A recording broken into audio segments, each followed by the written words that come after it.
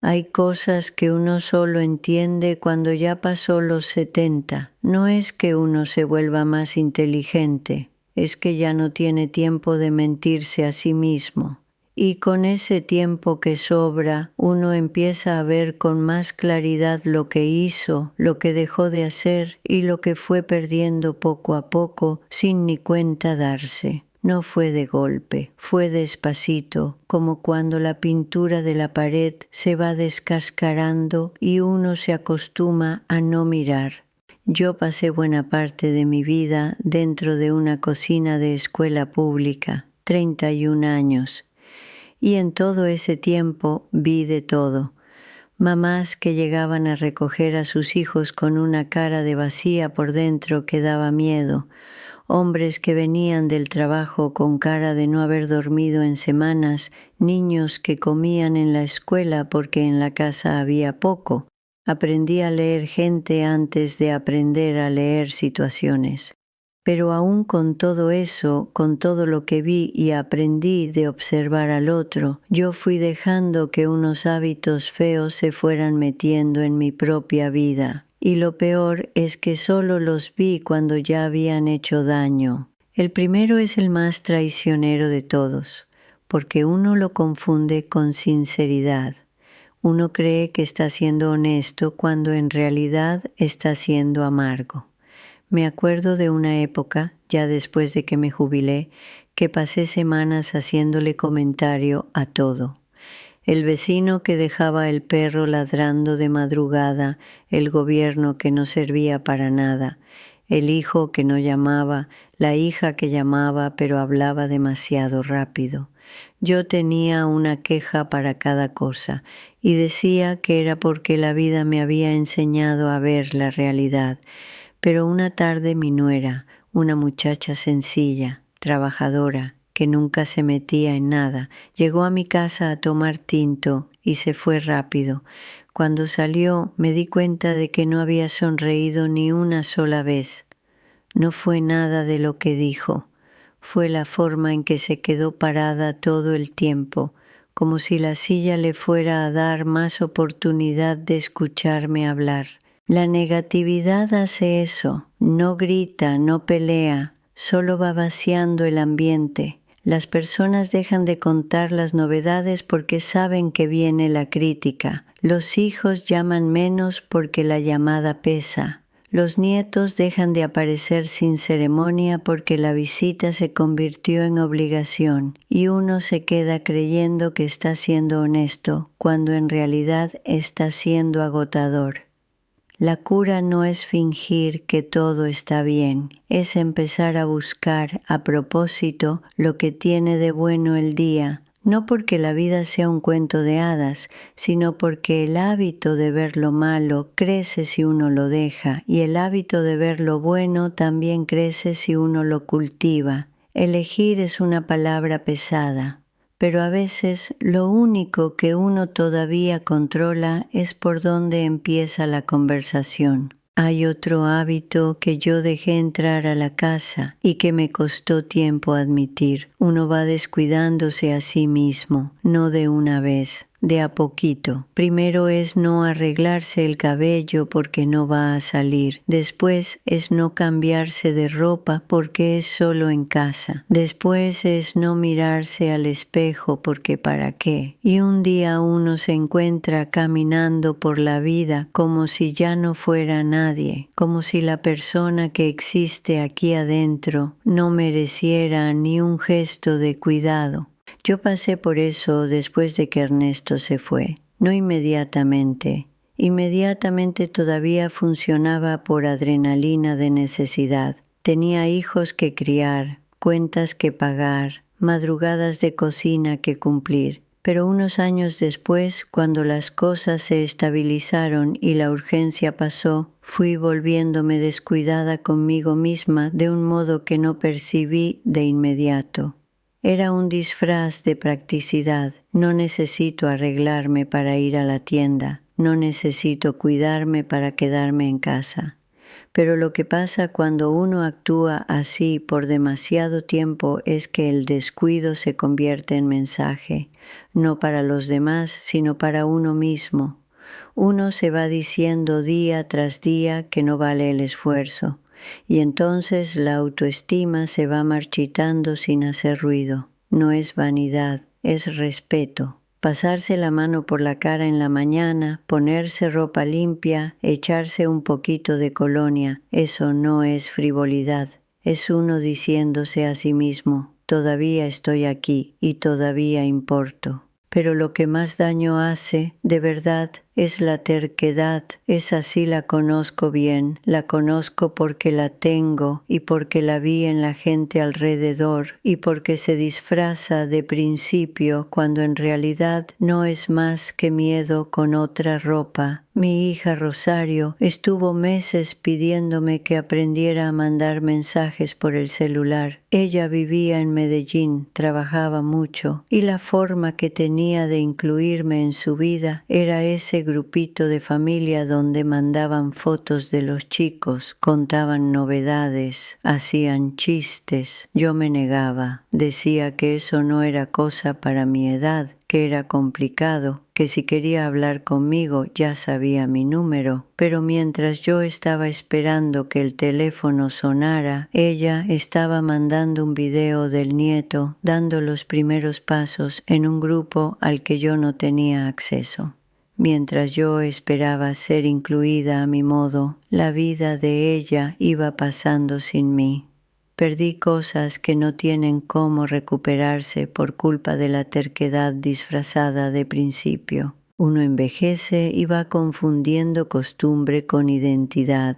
Cree que si cambia algo va a perder quién es. Pero no es así. Lo que uno es de verdad no cambia porque aprendió a mandar un mensaje o porque probó algo nuevo. Lo que cambia es que uno empieza a caber en más lugares, a alcanzar más gente, a participar de más vida. La terquedad no es fortaleza.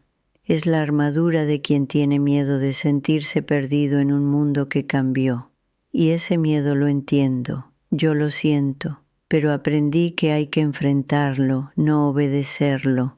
Ahora hay una cosa que necesito decir, porque está hecha de culpa antigua y todavía duele. Los que hemos vivido mucho vamos acumulando, no solo recuerdos, no solo nostalgia, vamos acumulando cosas de verdad, y esas cosas van tomando espacio de un modo que parece inofensivo al principio. Se guarda porque puede servir. Se guarda porque tiene historia, se guarda porque fue de fulano que murió, se guarda porque uno no quiere tirarlo, y de repente la casa que fue refugio se convierte en laberinto y uno se siente ahogado en vez de protegido. Yo guardé durante años unas revistas viejas de cocina que recibía y que nunca conseguía tirar porque creía que iba a usar las recetas. Nunca las usé. Estaban apiladas en un rincón del corredor acumulando polvo, haciéndome sentir culpa cada vez que pasaba por ahí.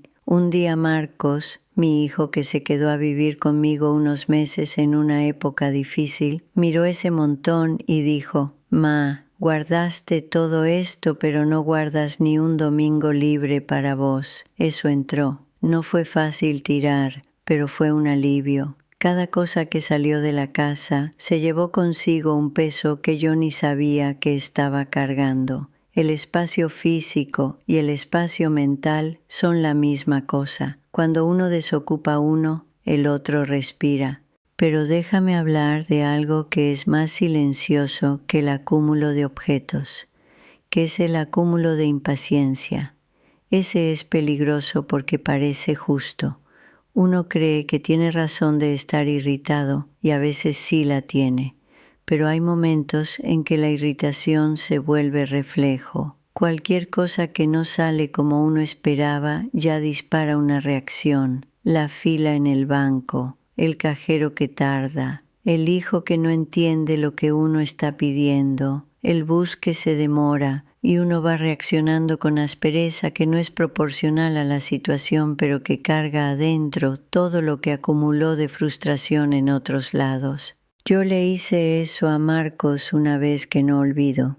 Él tendría unos 30 y tantos, estaba pasando por una época difícil en el trabajo y llamó para contarme. Yo estaba cansada, acababa de limpiar la casa, y cuando él empezó a hablar, yo me fui de una vez con el consejo antes de dejarlo terminar la historia. Lo corté a la mitad, le dije lo que debía hacer, le expliqué lo que estaba mal, y cuando terminé había silencio del otro lado. Él dijo, sí, ma, gracias, con un tono que no tenía nada de gracias. Colgamos. Y yo me quedé sentada con el teléfono en la mano sabiendo que había hecho mal. Él no llamó a buscar respuesta, llamó porque necesitaba ser escuchado y yo no lo dejé, no porque no lo amara, sino porque la impaciencia se había vuelto automática y lo automático no piensa antes de actuar. La paciencia no es pasividad, es una elección activa de darle tiempo al momento antes de reaccionar. Es respirar y preguntar, ¿necesito responder ahora o necesito primero entender? La mayoría de las veces uno descubre que lo que el otro necesitaba ni siquiera era la respuesta, era la presencia.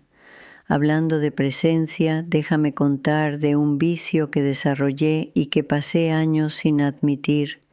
Yo hablaba demasiado, no que estuviera mal tener historia para contar. Con la vida que tuve, historia no falta. Pero me fui volviendo la persona que entra a una conversación y no sale más, que responde lo que no le preguntaron, que convierte cualquier tema en pasaje para su propio recuerdo. Y la gente alrededor se fue quedando más callada, no porque estuviera de acuerdo, sino porque no tenía espacio. Nilda, mi vecina de años, que murió hace unos años, que Dios la tenga, era la única que me lo decía sin miedo. Una tarde estaba en mi corredor tomando tinto y yo pasé como 20 minutos hablando de una cosa detrás de la otra. Cuando paré para respirar, ella me dijo, «Ángeles, ¿ya le preguntaste cómo estoy yo hoy?» Me quedé fría. No le había preguntado. Estaba tan acostumbrada a llenar el espacio con lo mío que olvidé dejar lugar para lo de ella. Aprendí ese día que una buena conversación no es la que tiene más contenido, es la que deja a los dos lados más livianos cuando termina. Y para eso uno necesita callarse tanto como hablar, a veces más. Hay otra cosa que cuesta admitir, especialmente para quien pasó la vida entera siendo pilar, siendo la que sostiene, la que resuelve, la que puede con todo. Pedir ayuda. Eso me costó caro por mucho tiempo. Yo armé mi identidad sobre ser autosuficiente, especialmente después de que me quedé sola con los hijos. Pedir ayuda me parecía debilidad, me parecía carga. Me parecía admitir que no podía, pero el cuerpo va dando señales y cuando uno ignora las señales por orgullo, ellas gritan. Me caí en la acera enfrente de la casa hace unos años, sola, a media mañana, sin nadie cerca. Me quedé en el suelo unos minutos. No me lastimé grave, pero el susto duró semanas y lo que quedó no fue el dolor físico, fue la pregunta que me hice tirada en el piso. ¿Por qué había rechazado la semana anterior cuando Rosario preguntó si quería compañía para ir al médico? ¿Por qué le había dicho que no necesitaba ayuda cuando sí necesitaba? El orgullo que yo llamaba independencia me estaba dejando sola en un piso de andén sin nadie cerca. Eso no es fortaleza. Es aislamiento con fachada bonita. Dejar que alguien ayude no es perder autonomía, es reconocer que uno vive en relación, no en isla, y más Cuando uno acepta ayuda, le da al otro la oportunidad de sentirse útil, de sentir que importa. Eso es un regalo, no una carga. Yo tuve que aprender eso tarde, pero lo aprendí. Hoy cuando Marcos ofrece llevarnos en el carro, acepto. Cuando Rosario pregunta si necesito algo, digo la verdad. Y esa verdad, simple como es, nos acercó de un modo que años de independencia no habían conseguido. Ahora hay una cosa que no aprendí del dolor. La aprendí de la alegría de ver lo que me estaba perdiendo.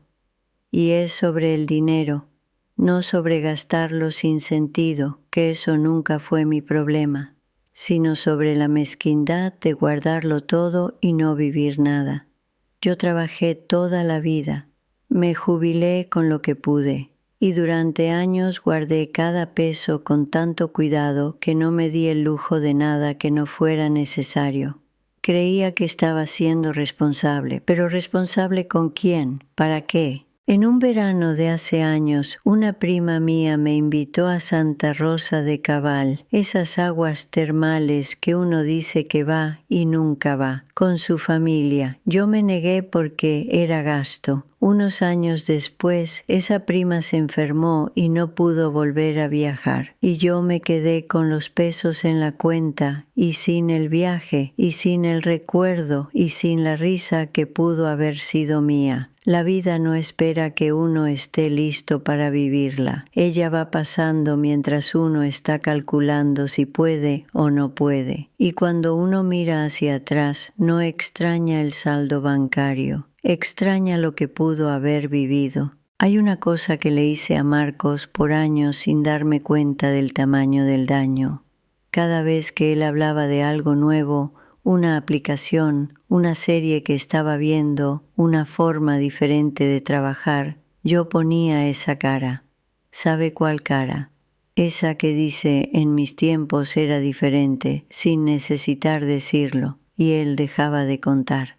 Se ponía más callado, y yo creía que era porque él era así, reservado. Pero un día me dijo, con una calma que dolió más que una pelea, «Ma, vos nunca crees que lo que hago sirve». Yo protesté, claro. Dije que no era eso, pero en el fondo sabía que él tenía razón. Cada vez que yo comparaba el presente con el pasado como si el pasado siempre fuera mejor, le estaba diciendo que la vida que él estaba viviendo era inferior, que sus elecciones estaban mal, que su mundo no valía. Eso aleja no solo a los hijos, sino a los nietos, a los más jóvenes en general. Uno tiene mucho que enseñarle a quien es más joven, pero quien es más joven tiene mucho que enseñarle a uno también. El respeto tiene que ser de los dos lados para funcionar, y la curiosidad genuina abre más puertas que la sabiduría impuesta. Cuando yo empecé a preguntar de verdad, sin juzgar, Marcos empezó a contarme de verdad también, y descubrí que él tenía una cabeza que yo no conocía porque nunca había parado a escuchar bien. Y por último, porque toda vida tiene rencor guardado en algún cajón, necesito hablar de lo que uno carga sin nombre. Yo cargué rencor contra Ernesto por mucho tiempo, no con rabia explotando, no con drama, sino con esa cosa sorda que se queda ahí abajo y que de vez en cuando sube cuando uno menos espera, una canción que sonaba, un olor parecido, una frase que alguien decía, y yo lo sostenía como si guardar eso fuera un castigo para él, pero él no sabía que yo lo guardaba. Él tenía su vida lejos, la que se quedaba con el peso era yo. Perdonar no es fácil y no creo que tenga que serlo, pero hay una diferencia entre no perdonar y seguir cargando. Me costó entender que soltar algo no significa que lo que pasó estuvo bien. Significa que yo no quiero seguir pagando por el error de otra persona con mi propia paz. Eso lo hice por etapas, no de una vez. Fue poco a poco. Un día amanecí y me di cuenta de que ya no sentía ese apriete en el pecho cuando recordaba ciertas cosas.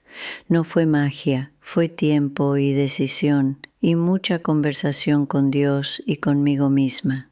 Y la salud, eso lo aprendí de la forma más difícil. Pasé años ignorando lo que el cuerpo decía porque había cosas más urgentes que atender. La presión que subía, el mareo que llegaba, el dolor que se quedaba, y yo tomaba un remeditico, descansaba un día y seguía. Hasta que un día el cuerpo dijo ya basta de un modo que no había cómo ignorar. Desde entonces aprendí que cuidarse no es egoísmo ni exageración, es lo que permite seguir estando presente para todo lo demás. No hay forma de cuidar a un hijo, a un nieto, a un vecino, si uno está quebrada por dentro por descuido. Entonces, eso es lo que sé hoy. No es mucho, pero está bien cargado de experiencia. La negatividad aleja lo que todavía se puede tener. El descuido con uno mismo manda el mensaje de que uno no importa ni para sí mismo. La terquedad tiene un costo real en relaciones perdidas. Lo que uno acumula sin necesidad ocupa espacio que podría ser de paz. La impaciencia corta al otro antes de que pueda llegar. Hablar demasiado impide escuchar lo que realmente tendría que ser escuchado. Rechazar la ayuda no es fortaleza, es soledad con orgullo. Guardar todo y no vivir nada es una forma de desperdicio que el banco no registra, pero el corazón sí. Tratar al más joven como si fuera menos cierra la puerta de la conexión. El rencor no castiga al que hizo daño, castiga al que lo guarda, e ignorar lo que el cuerpo señala es apostar en contra de uno mismo. No conté esto para enseñar. Lo conté porque lo aprendí de la forma más cara que existe, viviéndolo. Y si algo de lo que dije hizo eco en algún lugar en vos, entonces ya valió la pena, porque uno no necesita llegar a los 70 para empezar a cambiar. Pero si ya llegó, tampoco es tarde. Yo soy prueba de eso. Y no soy el ejemplo de quien acertó en todo. Soy el ejemplo de quien se equivocó bastante, reconoció, y fue arreglando lo que todavía se podía arreglar. La vida todavía está pasando mientras hablamos y no va a esperar a que uno esté completamente listo.